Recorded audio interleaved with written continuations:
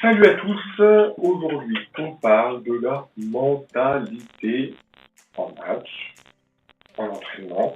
Je suis en train de lire un bouquin, il est très bien et il peut aider très vidéo là-dessus sur c'est la concentration. C'est sur la concentration et du coup ça parle de l'excellence et de comment les gens qui ont réussi, qui ont performé très fortement, hein, du style Michael Jordan. Comment ils ont réussi quoi, dans leur tête et puis c'est tout. Ça paraît que dans leur tête en fait. Tout ça. Mais ouais, ça joue pas mal, c'est pas mal. Alors la mentalité. Donc déjà, je te fais une réflexion tout de suite. Si on te dit pas, enfin si on te dit régulièrement Sébastien, c'est pas possible, ta mentalité c'est de la merde, et ou alors on te dit ouais t'es chiant, machin. C'est que t'as pas une bonne mentalité d'équipe, tu vois. Donc déjà là, tu peux écouter ces vidéos, ça peut t'aider et faire des recherches, c'est tout ce qu'il faut. Voilà. Alors, quand tu regardes les plus grosses équipes, donc moi je prends de la référence, hein, l'équipe de France. Donc il y avait encore Tipeee, Borussia, enfin, c'est la dernière année, enfin bref, peu importe. Si tu regardes ça, genre en 2013, je me trompe pas, la mentalité qu'ils ont, elle est formidable. C'est-à-dire que Boris Vian, en ayant regardé un petit peu ce que je peux regarder gratuitement, parce que ça, je ne pense pas là-dedans, il fait en sorte que l'esprit d'équipe il soit vraiment présent, qu'il fasse d'autres activités que le basket et tout ça. Et donc là, il y aura forcément une entente qui va être plus profonde. Je sais que vous ne faites pas forcément ça avec les gens de votre équipe, mais il faut quand même... voilà, c'est un bon exemple, on va dire.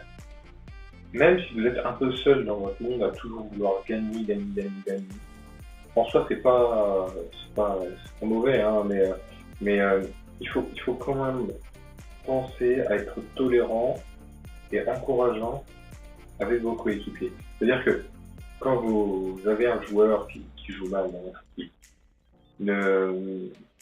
parce que c'est une première année ou parce qu'il a une journée de merde, une semaine de merde, ce que tu veux. Hein. Après, c'est un choix, mais c'est autre chose. Tu te dois d'être tolérant, on dit l'encourager. S'il veut rien entendre, je sais pas, dis-lui rien, on lui dit mec, aujourd'hui ça va pas, assieds-toi quoi. Enfin, ça c'est le coach qui va dire plutôt, mais bref. Toi en tant que joueur, tu te dois d'être tolérant envers tes coéquipiers, parce que toi aussi ça peut t'arriver d'être un jour pas au top et tout ça. Et donc, par contre, l'encouragement, si on parle d'autre chose du coup, l'encouragement, ça c'est tout le temps les gars. Mais même, c'est marrant quoi. Enfin, c'est même pas l'encouragement, genre je sais que dans certains clubs, c'est vraiment que la performance et du coup, il n'y a plus vraiment d'entente entre les joueurs, etc. Mais encouragez-vous surtout les premières années. Les premières années, enfin ceux qui viennent de commencer, je pense que ça peut être pas mal. Après, quand on a de l'expérience, voilà, on s'arrive à se motiver tout seul. Voilà, c'est ça. Alors, pour ceux qui ont vraiment du niveau, hein, genre, je sais pas, bien 3, 4 ans, 5 ans ou plus de basket dans les pattes, ce qui peut arriver, c'est de ne pas partager la balle première année parce que vous savez qu'ils vont pas forcément exceller dans ce qu'ils vont faire au moment venu.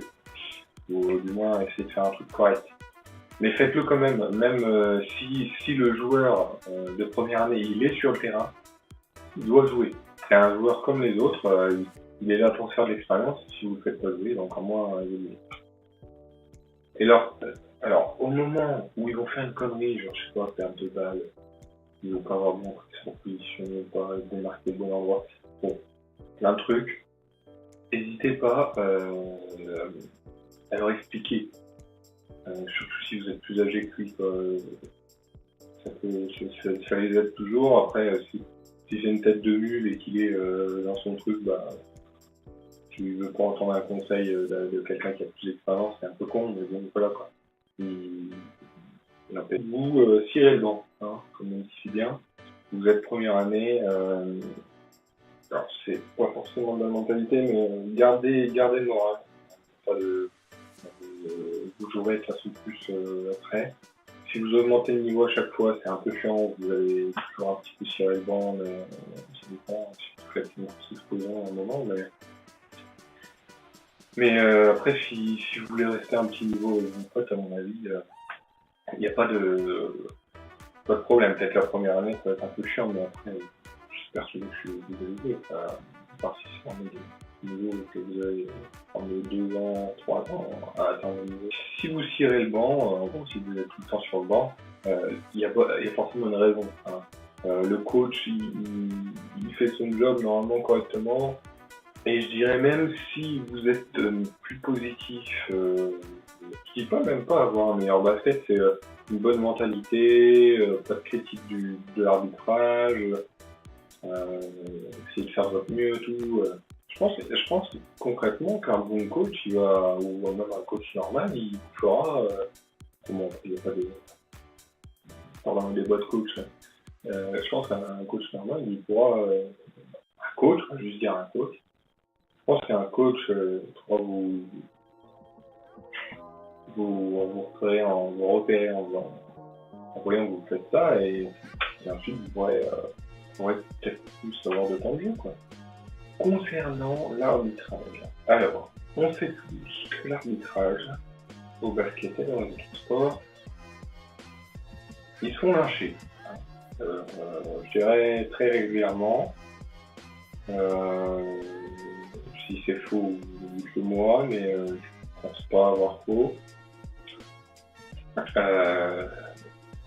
Concrètement, ils font souvent, bah, je parle public maintenant, mais il faut vraiment, enfin, le coach, c'est pas un bon coach, ça veut dire de crier, ça veut dire d'ouvrir votre gueule.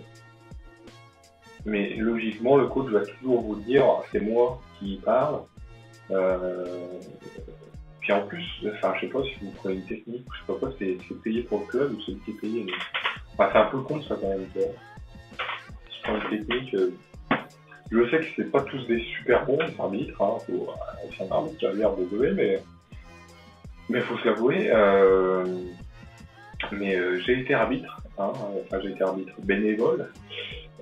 Et concrètement, même en petit niveau, c'était la première fois, tu vois pas tout. Hein, tu peux pas tout voir de toute façon.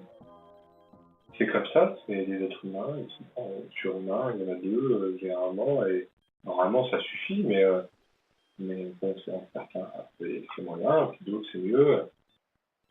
Mais vous en tant que joueur, vous n'avez rien à dire à l'arbitrage. Rien du tout. Vous pouvez. Ça m'est déjà arrivé, hein, puis j'en suis pas fier, mais j'ai jamais critiqué un arbitre comme ça devant lui, rien, mais j'ai souvent, ouais, il y a des chances que ma vie, j'en parle avec mes coéquipiers, pourquoi c'était un arbitre. Mais parce que ça peut faire tourner toute la. Donc qu'est-ce qu'il y a à retenir de cette vidéo? Reste motivé pour le bien de ton équipe, gamin. Ne pas critiquer les arbitres. Que le coach qui s'en occupe de ça. Remonter le moral de l'équipe quand il est au plus bas.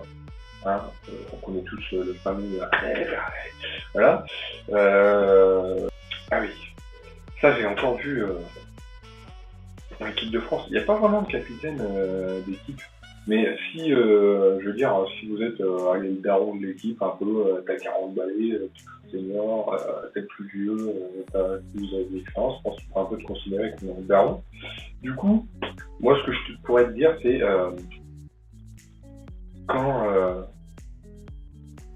quand tu as tes joueurs qui sont en pleine plongée de morale dans un match, tu vas aller chercher dans leur sentiment. Tu leur dis, rappelez-vous les gars, qui vous voulez être quand même, parce que vous voulez tout défoncer.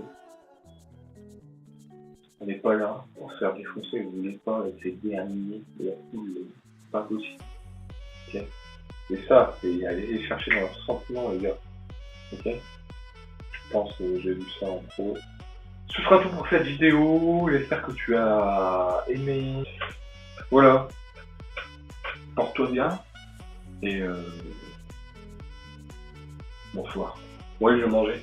Salut.